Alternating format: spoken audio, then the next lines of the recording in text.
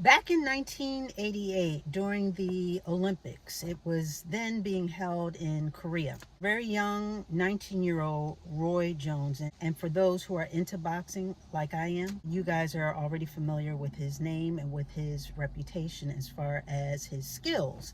But back then, he was a 19-year-old vying for a gold medal in the Olympics. And by all measures, he was well on his way to achieving that goal. I mean, he was flying through all the rounds, quickly dispatching each opponent without having lost a round. So now comes the final round, the gold medal round, which should have ended the same as the previous bouts he had. However, it ended quite differently.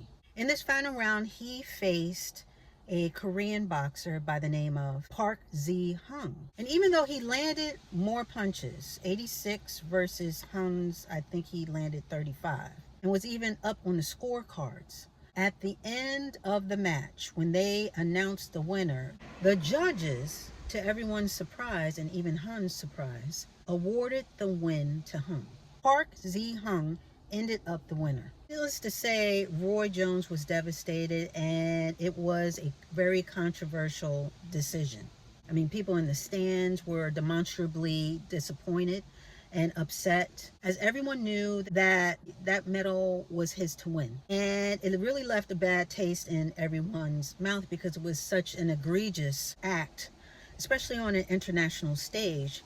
And remember, this was being held in Korea. So that wasn't a good look either. But even though the decision stood, it didn't sit well, and something definitely was afoot. It was a controversial decision that ended up having long-lasting implications and affecting both of their lives, both Hung and Roy Jones. Park Ji-hung, that was the last time that he fought. After that bout, immediately he officially retired. Meanwhile, on the flip side of the coin, Roy Jones, once he landed on U.S. soil, Jones used this fervor, he used this apparent theft of achievement to fire himself up into a more than stellar career. Really make a name for himself in the boxing world with achievements that still stand the test of time. I mean, it's hard to even talk about boxing and talk about the greats without mentioning his name, his speed and his style, his winning record. But for 35 years, that decision stood. For 35 years. Until one day, Jones got a call.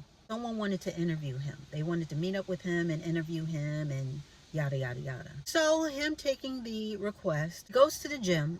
I believe it was his gym, but he goes to the gym, boxing gym. And so as he's entering the ring, he sees this person come forward, and it is none other than Park Ji-hung, the Korean boxer that he fought 35 years ago and was awarded the gold medal instead of him.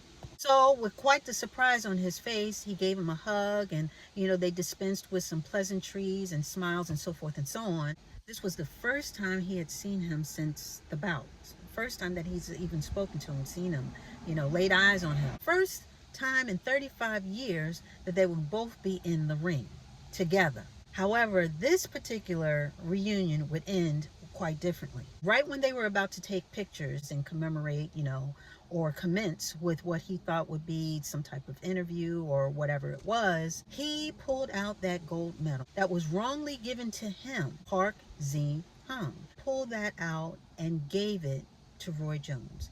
And he told him it's been sitting on his heart for 35 years, that he knew that he shouldn't have won it and that he felt bad. For 35 years, he carried that around with him, knowing that it wasn't his. It wasn't rightfully his. And that it was hard for him to sleep at night, knowing that he had the medal when it should have gone to Roy.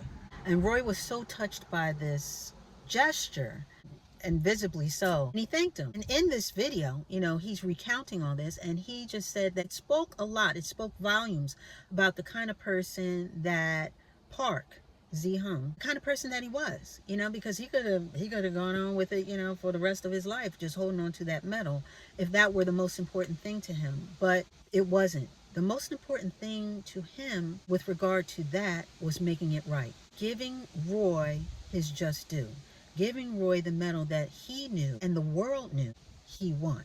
So he traveled all that way to give him what Roy had been wanting for 35 years. Because Roy admitted as well that for 35 years he thought about it. He wanted it. He wanted that medal. Even with all the other accolades and the awards and belts and whatever else he got throughout his career, that always stuck with him. So they both suffered. They both suffered from this one event, leaving both hoping that one day things would be made right. Now, this happened 2 years ago, but he's just now speaking about it. Roy is just now speaking about it because in Park doing this, in Park giving back or giving the medal rightfully to its rightful owner, which would be Roy, this put Park in danger, being from Korea and, how things are politically over there and nationalism and, just the climate over there. Him doing this was really an act of bravery. So he kept it for a secret for 2 years, but he's speaking about it now. And he basically said that, yeah, his mother has the silver medal that he won. And what he's going to do is, being that now he has the gold medal, he's going to give Park Ji-hung the silver medal. We all know that sometimes it's hard to do the right thing. But at the end of the day, it's just best to do it. Not only does it build character, but it says a lot about you and what you're made of and what's important to you. And again, in Hung doing this, he didn't do anything wrong himself. It was the judges that made the decision and he benefited from it. He still chose to do the right thing. So in him even traveling miles to give this man his just due, being that it was stolen, it was taken from him in the first place, says a lot about him. A lot of people do things in the dark and they think that they're going to get away with it. But at the end of the day, even when you don't think people are looking, somebody is looking. Somebody knows. How God used that situation too. Maybe this denial at the Olympics helped Roy on his path to a stellar career. Maybe that's what he needed at that particular time. Maybe he needed that shake up to get to where he got to and where he is now. And in 35 years, God didn't forget about Roy. So I just wanted to come in here really quickly because I loved hearing that story. And it just reiterates, as I always say, God is on the case. Things happen for a reason. Delayed is not necessarily denied, but even in the denial, even in something not coming through, God's always got your back. What God has for you is for you. Don't we always say that?